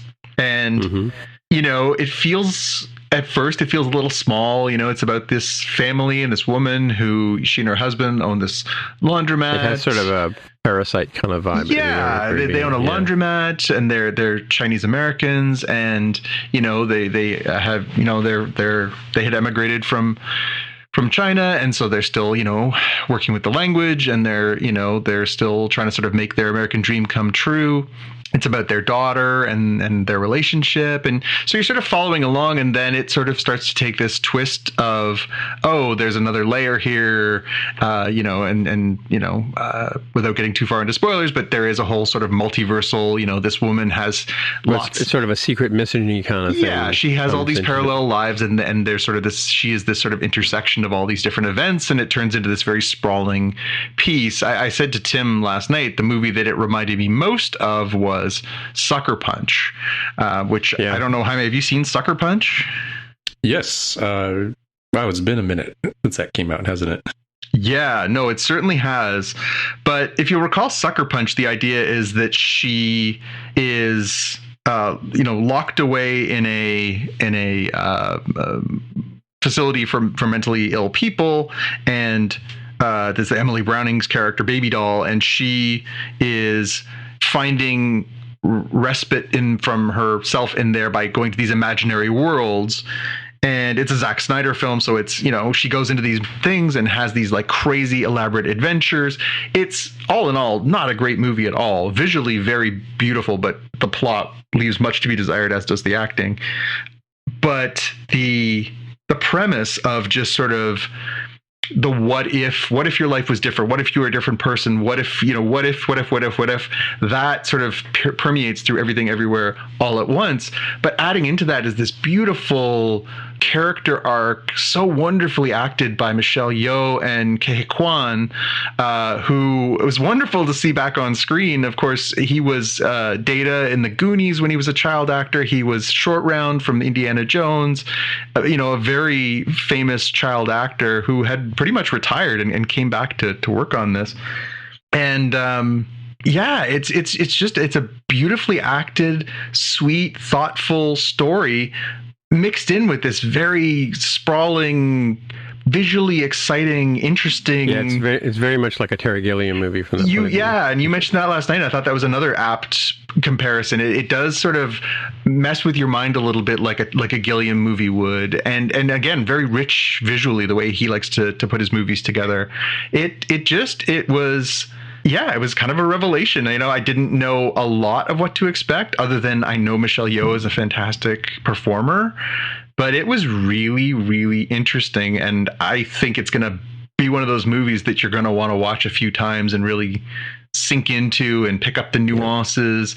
There are some scenes that really, like, she's sort of, jumping in and out of different versions of herself or characters, and there are parts of it are animated, and there's all these beautiful little moments that you just kind of want to slow down. You almost want to like put it on half speed and just sort of let it sink in, because it's so visually interesting. But to blend those two things, like, that's so unique nowadays, especially in an era where there's so much formula in storytelling around, these MCU movies, the sort of big production movies, the Avatars, the Matrixes, all these different things. This just felt like a breath of fresh air. It was really, really wonderful, and I enjoyed it thoroughly. And I really hope that, obviously it came out in April. Hopefully by next year, when we're talking about awards, people will remember this, because I think this was really wonderful. Yeah, and it's got a really fun part of the whole kung fu aspect of it, where anything you have in your hand becomes a weapon. Yeah, whether it's a fanny pack or a small dog. Jonathan was laughing out loud throughout like several scenes, especially with the small dog part. The small dog part killed me. Jaime, you as a small dog owner will be in tears about the small dogs, and will not spoil it. But my lord, you will laugh so hard, Jaime. I cannot wait to hear your response. There's a whole series where Michelle Yeoh fights with her pinky fingers. Yes, yeah. Like, and at one point they show her pinky finger and it's got biceps. It's got biceps. Yeah. Oh, it's funny because it straddles all these lines. At times it is deadly serious and really emotionally affecting. At times it is absolutely absurd and nonsensical, and you can't help but laugh out loud. It's genuine. There are moments there where you almost feel like you're going to well up from the emotion of it, and there are times when you can't stop laughing because it's so absurd. It's such a unique movie. Highest rating I can give it. It's really worth seeing. We saw it in an okay sized cinema. It obviously wasn't playing. Doctor Strange is in the biggest theaters at the multiplex. It wasn't tiny, but it was certainly not big. I think it was maybe 80 or 90 seats in the place. So it was, a modest sized theater. I would love to have seen that on a much more larger spectacle event. Again, hopefully maybe it is a slow burn that continues to grow. I think it's great. So somewhere down the line, Jaime, hopefully you'll be able to get that one at home. Yeah, I was hoping for that. It's not available anywhere. I can't buy it on Amazon or iTunes or anything. It seems like it is not available. Yeah, the Cineplex app here. So when you buy your popcorn and a drink, they will throw in a free digital rental sometimes with your package. And I went to look and sort of see like what's available, and it's listed as the coming soon. So hopefully it's not too far away from a home appearance, because it is quite enjoyable. And hopefully it continues to sort of cycle through everyone and everyone gets a chance to watch it. Let's move on to our watch lists, and I guess you're up first, John. Yeah, I had flagged that Ghostbusters Afterlife, which we've talked about on this before. Obviously, all of us have already seen it, but it is coming to Amazon Prime Canada next week. So I'm definitely going to sit down and watch that one a second time. I thoroughly enjoyed that one as well. I thought that was one of the better sort of revival movies that I've ever seen, where they pay homage to the past very nicely and respectfully, but really carry it forward. I thought that was great, and I really want to sit down and take that one in another time and sort of see what else I notice, as opposed to sometimes on the big screen and stuff, it gets the immensity loses some of the details. So yeah, I'm looking forward to it. It was one of the better movies we've seen in the last 2 years, for sure. Yeah. So glad we saw it in the theater. Yep. So that's on there, and I'm definitely going to make some time for that in the next week. Cool. Jaime? For me, I've got a news article here from Sora News 24, and I'll just crush your expectations. This is not a product you can buy. This is a fan-made item, but it is very neat. And if the Pokemon Company is listening to this show, you absolutely should make this Pikachu wireless charger for your cell phone, because it is great. So if you can imagine, what I assume to be kind of close to life-size Pikachu, curling up and nestling his face, his electric capable face, wireless Qi charging capable face with your phone. It's great. I'm like, man, I want this. I want to have this on my desk so I can charge my stuff. I got a wireless charger. I got to throw it out the window and use this Pikachu instead. I know. It's cute. Cool. My other thing is I was finishing up Peacemaker on HBO Max. I guess that's kind of a shadow pick here. But, folks have talked about this on the show before. Also verified that Matrix Resurrections is back on HBO Max, and they even put in a little, advertising caption for it of like, it's back. I'm like, good. So I guess we've figured out the limits there on, it was there in December. It was away for a few months, and it, I believe, is back as part of the regular rotation. It's coming to something soon for us too, John. Yeah, so we talked about it on the episode that Jaime and I did while you were away on vacation, that it's coming to Crave. I think it's next week as well. So yeah, that'll be good, because I didn't get to see that. I know you both of you already have, but I haven't had a chance to catch up with that one yet. Cool. All right. And so I my one's pretty quick. I finally got around to listening to. I've had this book on my Audible app for a long time. Artemis, which is the book by what's his name now, Andy Weir. the follow-up to The Martian, but it was read by everybody's favorite ex-Jedi, Rosario Dawson. Yeah, I listened to the audiobook of that as well. She's wonderful in it. Like, the performance is great. Yeah, I was a bit weirded out about the story in terms of like how the character. I mean, it's been around for years, so I guess we can spoil it a little bit. But the sort of adventure she gets up to, and what she does in this thing. I'm surprised they didn't throw her away or deport her off the moon is what they should have done, right? But yeah. I mean, I just couldn't as the protagonist in the story. I couldn't justify her actions, right? So anyway, that's me, But yeah, it was enjoyable. I thought I figured if you hadn't listened to it yet, John, you probably would, just because it's Rosario Dawson. Oh, yeah, again, I'd listen to her read the phone book. She's wonderful.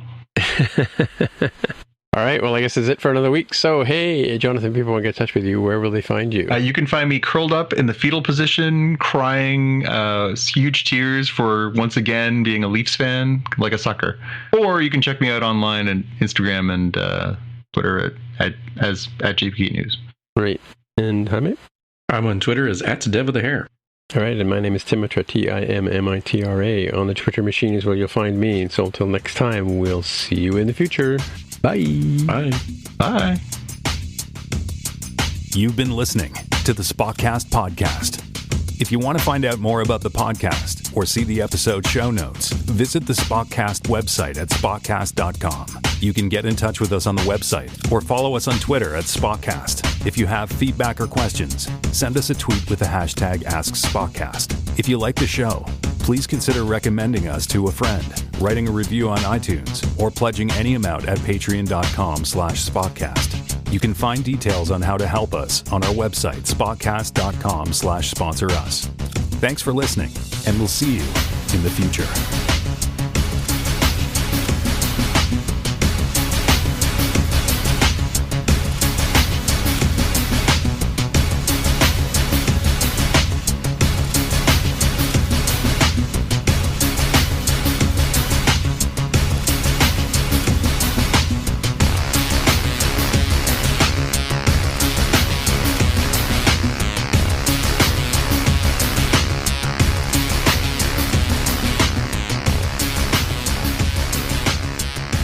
Speaking of which, I gotta watch Ozark. Oh yeah, that's finally done, eh? The last chunk. Yeah. Well, I just binged the first 6 episodes of the first half of Better Call Saul. So yeah. Yeah, I still didn't finish last season, and I love that show, so I'm definitely behind. I need to catch up. Yeah, well, they're showing them 1 week at a time. It's funny because I started watching it on Amazon Prime. They put the first episode up on there. And then if you want to watch it on Prime, they want you to open up a second subscription. Like, what? And but then I found out that it's on the Rogers video on demand thing, so I watched it from there. But the problem with the video on demand is that, if you start watching it, they turn off all the VCR controls, so you have to sit there and watch it. And you can fast forward through some of the commercials, but not all of them. But what I found was really annoying was if I stop it and go have dinner or something like that and forget to go back to the PVR, it sort of resets itself after like 15 minutes or something. And so I had to watch the episode from the very beginning again.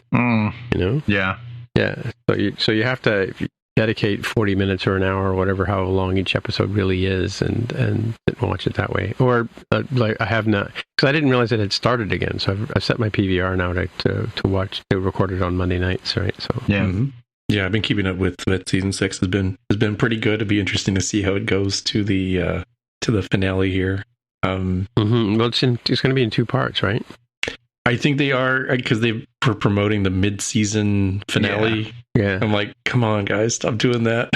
But I don't need your final season to be like a trilogy or anything. I just need it to be 10 to 13. I forget how many episodes they normally do straight weeks. Yeah. Well, I think they're doing this because the sense I get is because of the pandemic, because of production challenges and stuff like that. And like one thing I was going to say about the Everything Everywhere All at Once production was, it seemed to me like these actors were in a bubble, right? Because it must have been made cast, more or less, yeah. Yeah, but you know what I mean? Like there wasn't like scenes where there were like masses of people in walking in streets and so it was all done like within an office, really, right? If you think about it, right? Because it was supposed to be in the IRS office, right? So yeah, that was kind of interesting. There's a laundromat. their home, and then this IRS office. Oh, can we talk about what a treasure James Hong is? The guy who plays the dad. Holy cow. My God, that guy's been around for so long and done so many amazing roles in his career. I understand he just got a star on the Hollywood Walk of Fame last week, and man, is that ever deserved? James Hong is a treasure. Yeah. Well, even in this movie, because it's a multiverse, he doesn't play one character. He plays the same character, but in different iterations, right? Yeah, and he's wonderful. Again, he's just. I was flashing back when I saw him pop up, like, oh my God, James Hong, and then as he's going through this part, I was like, it feels like I'm trying to think of like the first time I saw James Hong is like 40 years ago. He's incredible. You can't go back in time that far. He's been in Hollywood for a very long time as like, we need an Asian dude. Great. Yeah. Call up James Hong. He's played every possible nationality and ethnicity when it comes to Asia, and it is just amazing, his career. Yeah. Oh, I mean, talk about a legendary IMDb. I'm just going there right now to check it out. Yeah.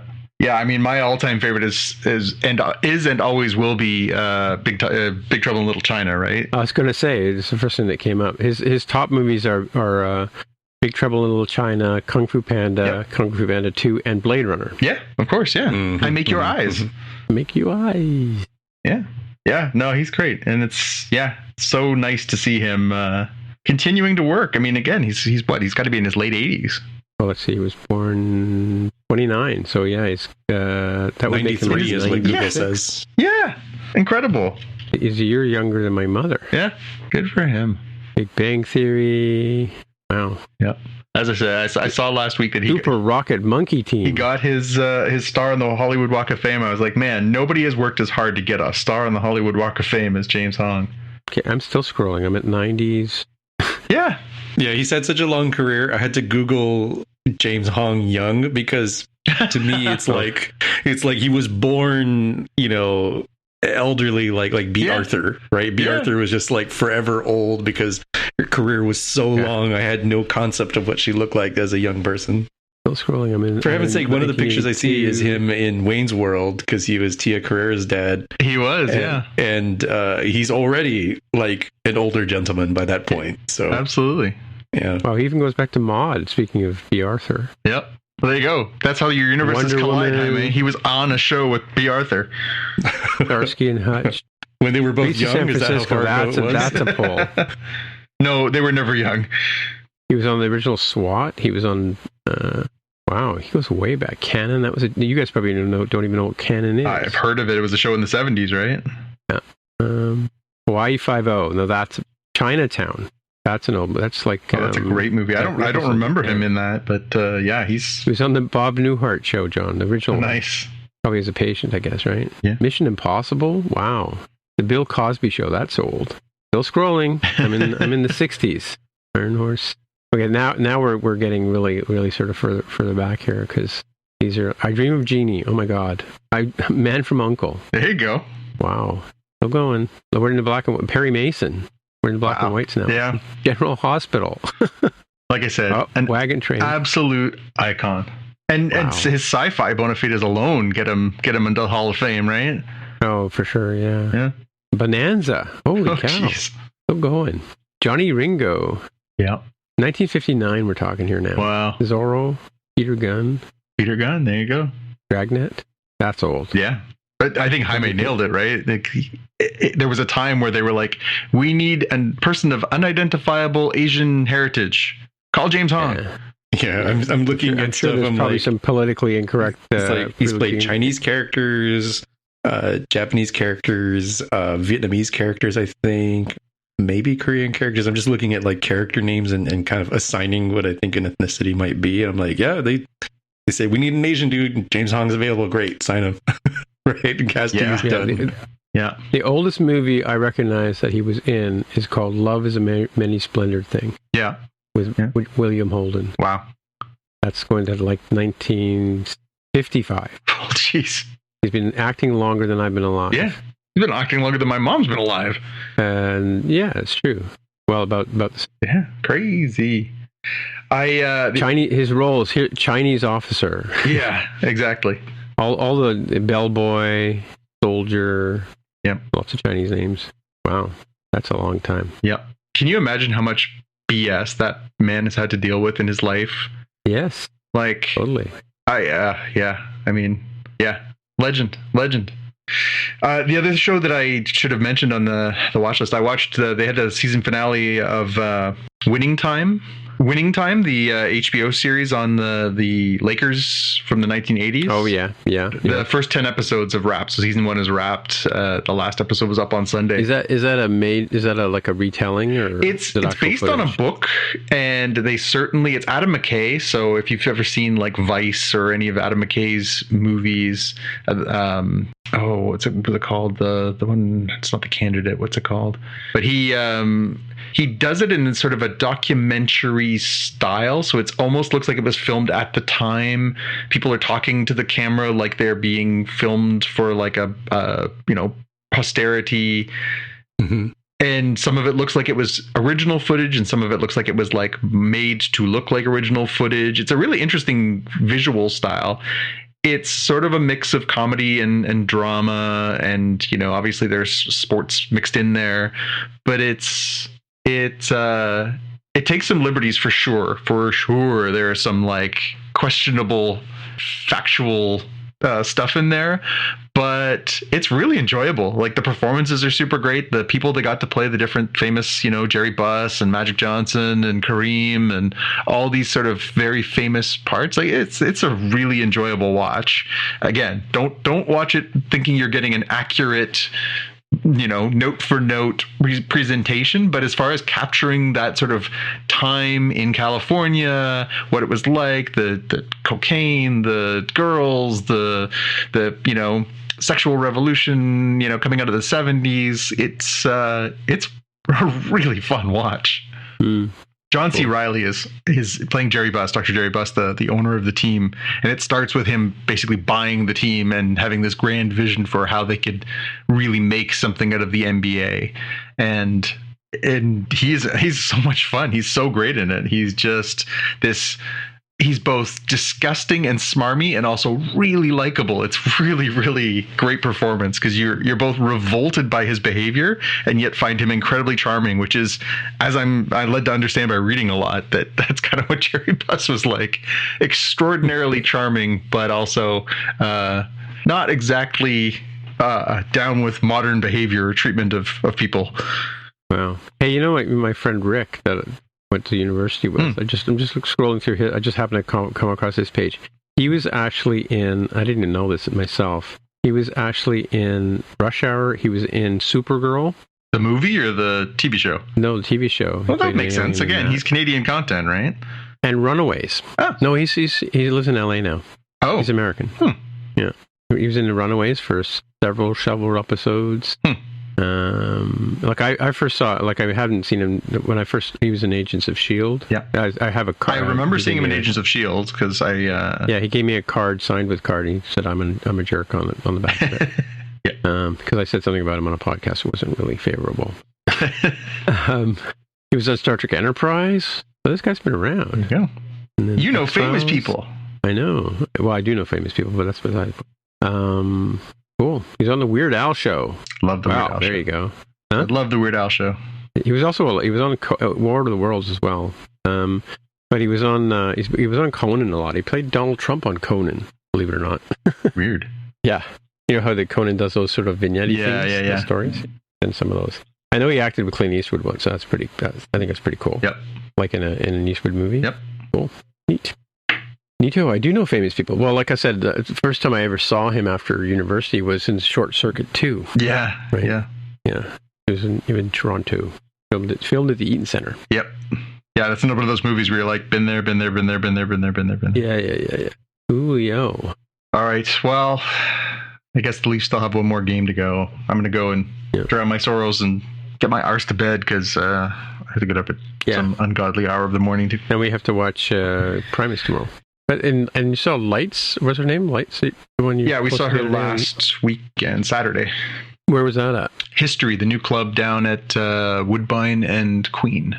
That's the one that Drake owns or co-owns. Is that near us? Like, it's not far from where David used to live down there, just off the edge of Leslieville and the beaches. The beaches. Yeah. Okay. Cool. Yeah, it's where the movie theater is down at Woodbine. It's in the same plaza. Oh, really? Yeah. So when you park in the same spot that you park for the movies, you park to go to that club. Is it a big venue, like compared to like Danforth? It's bigger. It's actually it's something the city really needed. It's about 2,500 capacity. There is nothing else like everything else like that closed. The warehouse closed. All those different places closed that were sort of that size. The government. Yeah. So all that stuff that sort of filled that need had shut down. So it really does kind of fill a niche where some of the artists that come to the Danforth are just a little too big for the Danforth, and so it's hard to get tickets, and sometimes it's a little, little cramped. So yeah, it's nice and it's brand new. Like they just built the whole thing, so it's modern, it's clean, it's easy to get into and out of. It's it's a little bit away from the core, so it's not quite as like crowded in neighborhood. But there's stuff you can like go get a beer before or after too. So it's good. I like it. Actually, Gordon and I are going to go see Tash Sultana, the musician, in beginning of July there too. And I'm looking forward to seeing more shows there because it's really nice. All right, gents. Yeah, you probably talk to you soon. Until next time. Bye. Bye.